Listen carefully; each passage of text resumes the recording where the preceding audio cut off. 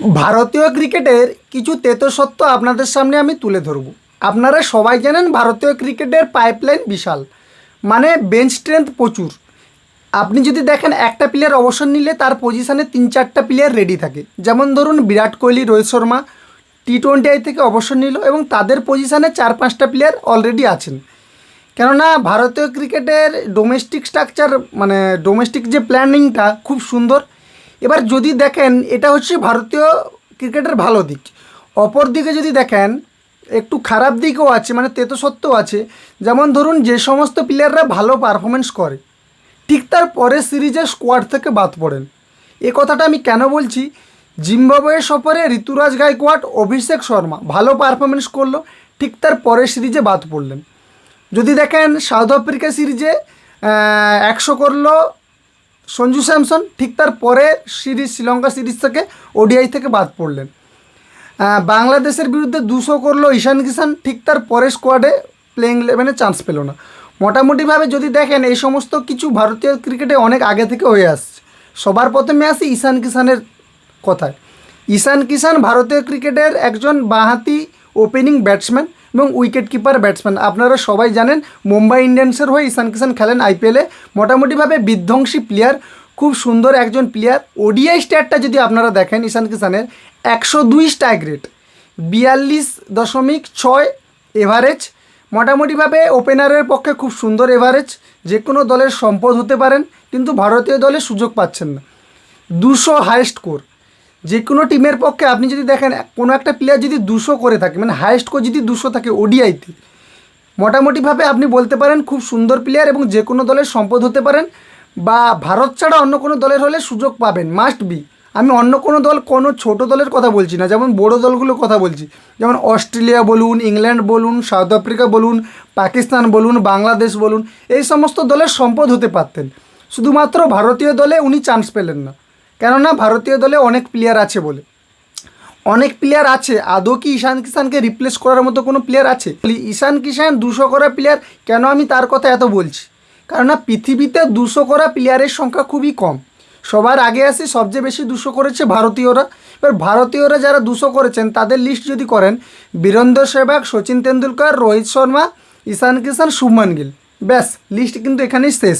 যদি আরও কোনো প্লেয়ার থেকে থাকে আপনারা কমেন্ট বক্সে জানাতে পারেন। এবার যদি ওয়ার্ল্ডের কথা বলেন, মার্টিন গুপ্তিল, ক্রিস গেইল, ফাকার জামান, আর রিসেন্টলি করলোকে গ্লেন ম্যাক্সওয়েল আফগানিস্তানের বিরুদ্ধে একটা বিধ্বংসী ইনিংস খেলেছেন। মোটামুটিভাবে 200 করা ইনিংসের প্লেয়ার যতগুলো আছে সবাই কিন্তু উন্নত মানের প্লেয়ার। মানে সেই সমস্ত লিস্টে যখন ঈশান কিষানকে জুড়ে দেবেন, আপনি বলবেন যে ঈশান কিষানের ট্যালেন্ট কতটা। মোটামুটিভাবে বড় ইনিংস খেলা বা লম্বা ইনিংস খেলার অভিজ্ঞতা আছে, এবং লম্বা ইনিংস খেলার অভিজ্ঞতা আছে, স্ট্রাইক রেটও ভালো, এবং আপনি যদি দেখেন এভারেজও মোটামুটিভাবে ঠিকঠাক আছে, এবং সেই প্লেয়ার ভারতীয় দলে সুযোগ পাচ্ছেন না। শেষ ভারতীয় ওডিআইতে 100 করেছে কে? সঞ্জু স্যামসন। আর সঞ্জু স্যামসন ওডিআই স্কোয়াডে চান্স পেল না। ঠিক 2015 সাল থেকে সঞ্জু স্যামসনের সাথে এইরকম হয়ে আসছে। ওডিআই ওয়ার্ল্ড কাপ আসলে সঞ্জু স্যামসনকে দেখবেন টি-20 স্কোয়াডে আছে, এবং টি-20 ওয়ার্ল্ড কাপ আসলে সঞ্জু স্যামসন ওডিআই স্কোয়াডে আছে। শুধু এই বছরই যদি দেখেন আইপিএলটা খুব ভালো একটা পারফরমেন্স করেছে বলে টি-20 ওয়ার্ল্ড কাপে সুযোগ পেয়েছে এবং চ্যাম্পিয়ন্সও হয়েছে। এবার যদি বলেন যে সঞ্জু স্যামসন কিন্তু প্রথমবার আইসিসি ইভেন্টে স্কোয়াডে ছিলেন এবং ভারতীয় দল চ্যাম্পিয়ন্স হলো। যদিও প্লেইং 11-এ চান্স পাননি, কিন্তু স্কোয়াডে ছিলেন এবং চ্যাম্পিয়ন্স বলতে পারেন, চ্যাম্পিয়ন্সই।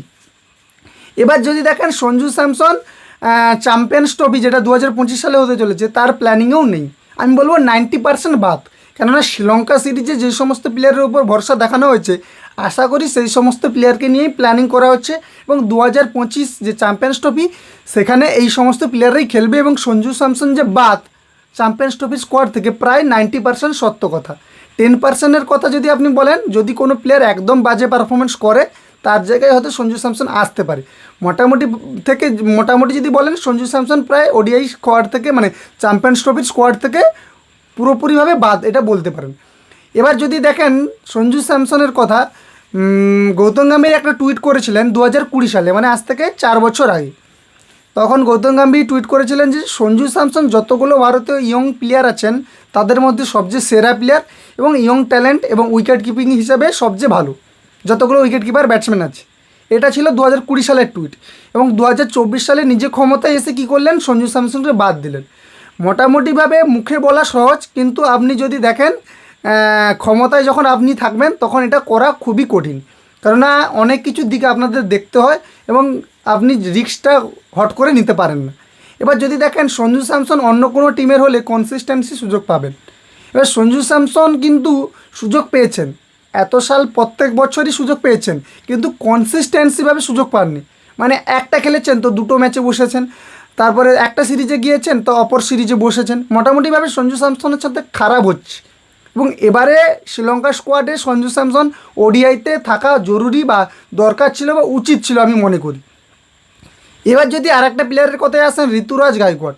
23 ম্যাচে ঋতুরাজ গায়কোয়াড় করেছেন 633 রান এবং 19 ম্যাচে করেছে শুভমান গিল 505 রান, মানে রানে অনেকটা এগিয়ে। এভারেজ যদি দেখেন ঋতুরাজ গায়কোয়াড়ের 39 এবং মানে প্রায় 40 বলতে পারেন, এবং শুভমান গিলের এভারেজ যদি দেখেন 29। এবার দুজনের এভারেজটা দেখছেন 10 রানের ডিফারেন্স, মানে অনেক। টি20 ক্রিকেটে 10 রানের এভারেজ মানে কম্পেয়ার, মানে আপনি বলতে পারেন ঋতুরাজ গায়কোয়াড় অনেক এগিয়ে।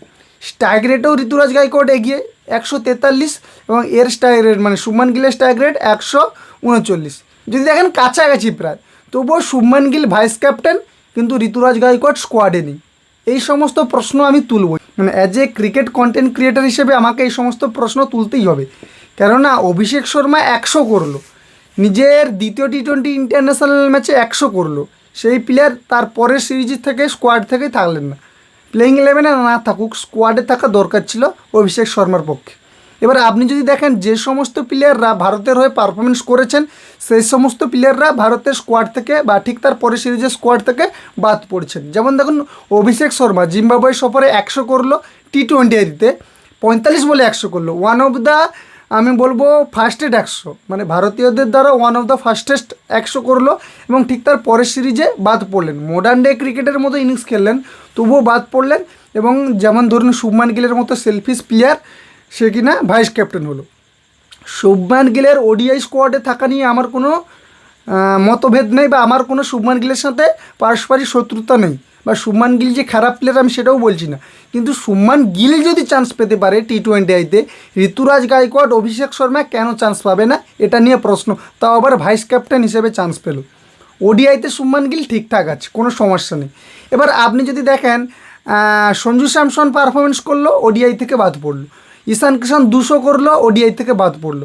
মানে মোটামুটিভাবে যে সমস্ত প্লেয়াররা পারফরমেন্স করবে ভারতের ক্রিকেট থেকে পরবর্তীকালে বাদ পড়বে, এবং যারা সেলফিশ ক্রিকেট খেলবে যেমন ধরুন শুভমান গিল, তারা কিন্তু স্কোয়াডে থাকবে এবং ভাইস ক্যাপ্টেন হিসেবে থাকবে। মোটামুটিভাবে আপনি যদি দেখেন ভারতের ক্রিকেটে এই সমস্ত রাজনীতিটা অনেক দিন থেকে হয়ে আসছে। এবার গৌতম গম্ভীর আসার পরে মনে হচ্ছিল এই সমস্ত কিছুটা আর হবে না, কিন্তু যদি স্কোয়াডটা দেখেন শ্রীলঙ্কা সফরে, যদিও স্কোয়াডটা ব্যালেন্স স্কোয়াড, তবুও আমি বলবো কিছু কিছু প্লেয়ারের প্রতি খারাপ ব্যবহার করা হচ্ছে।